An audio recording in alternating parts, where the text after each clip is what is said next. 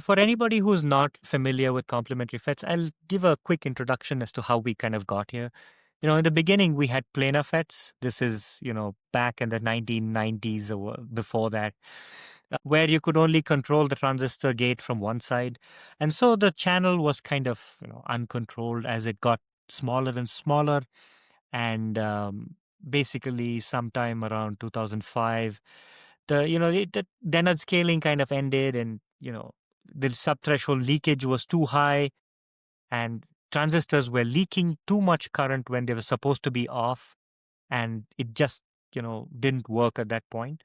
So the industry transitioned to like FinFETs, which means that your gate, instead of looking like just controlling from one side, it looks like a shark fin where you kind of control it from three sides, and that gives better control over the channel and lower leakage as you scale it down to smaller factors.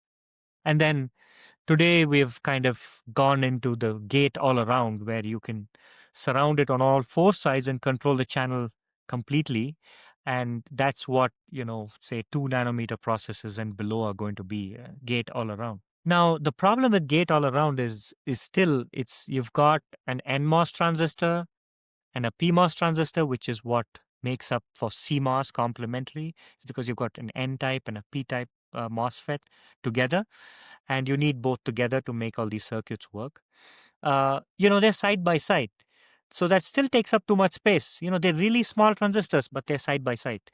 Now, complementary FETs is the way of asking, what if we took those gate-all-around FETs and put them one on top of each other, so that, we could build skyscrapers instead of, single-use, single-owner homes or whatever.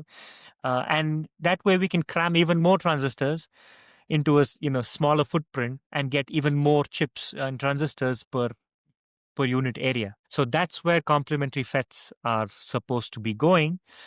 We will likely see complementary FETs come out around the 0.9 nanometer node, or 7A, if you want to call it 7A.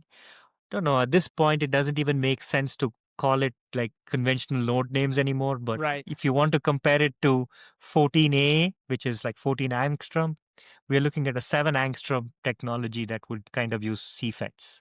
Yeah, we almost should just switch to naming it like CFET version 1, CFET version 2, right? Like gate Yeah. all around version 1, gate all around version 2, that kind of. Yeah.